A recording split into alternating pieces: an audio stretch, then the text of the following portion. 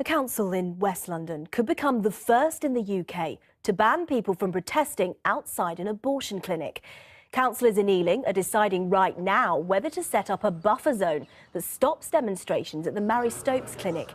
It follows complaints that patients and staff have been subjected to harassment and intimidation by some pro-life campaigners. Among the claims were that protesters showed graphic photos of babies' embryos to women as they passed, with others saying they would be haunted for the life of their unborn baby. Well, pro-choice campaigners say they hope the ban could be the first of many across the country. Charlotte Grant is in Ealing and she sent us this a short while ago. It's here at Ealing Council that this historic vote will take place later tonight. The abortion clinic in question is just 300 or so metres away from this building, but it's here that they will decide whether to bring in that buffer zone in front of the clinic. Well, I am joined now by Anna Veglio-White from the Sister Supporter Group, who is pro-choice and in favour of the buffer zone being brought in, and also Alithea Williams from the Society for the Protection of Unborn Children, who doesn't want the buffer zone to be brought in. Anna, first of all, why do you believe that this buffer zone is necessary?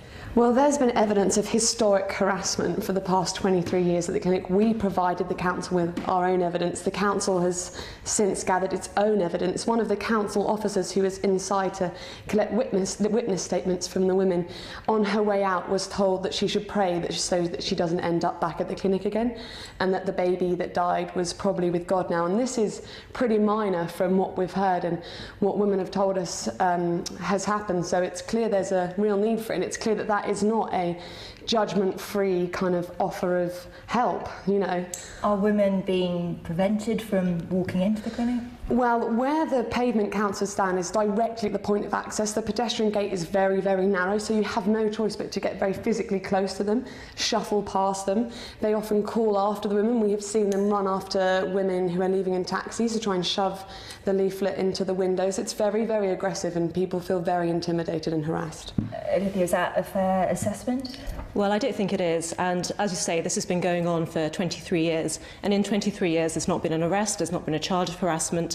You know, there are laws against harassment and intimidation. So what we're seeing here is the targeting of peaceful, prayerful people who are just there to try and give help to women in need. Well, there's been no arrests because harassment law is currently insufficient, and that's why we've got to this place. Harassment needs to be sustained against one individual. Most women only use the clinic once, and that's why there's been no arrests. And, you know, the person in question has to give the statement to the police. If someone's just had a termination, they're not going to then sit in a police station for 23 years. And I don't think you can deny what council officers have gathered as evidence and say that that hasn't happened.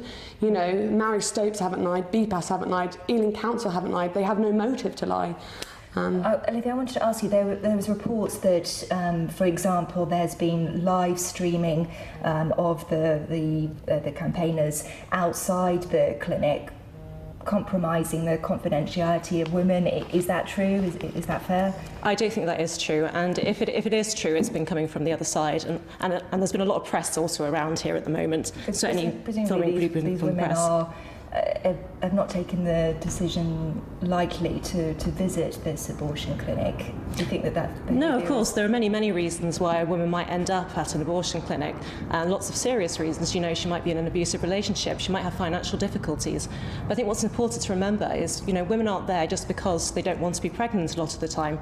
They might have these very serious reasons, which they, if they had something to help them with those reasons, would not want to go through with the abortion. So people are there to offer them financial help, to see if they're perhaps being coerced, and just to give them the opportunity to seek help if they want it. But there are trained professionals inside who have gone through years and years of psychological degrees to spot when someone's being coerced into abortion. But if a woman who is not sure about having an abortion, is it not right that she should be reminded of the difference? Well, I think that comes inside from the trained nurses and the psychologists. They have a one-on-one.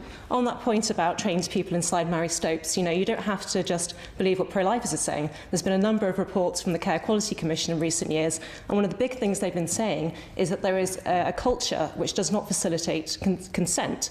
In fact, there was a quote from staff working in a Mary Stopes clinic in Kent who said that there was a culture which did not facilitate patient choice. And again, this was a staff member saying this, it felt like a cattle market.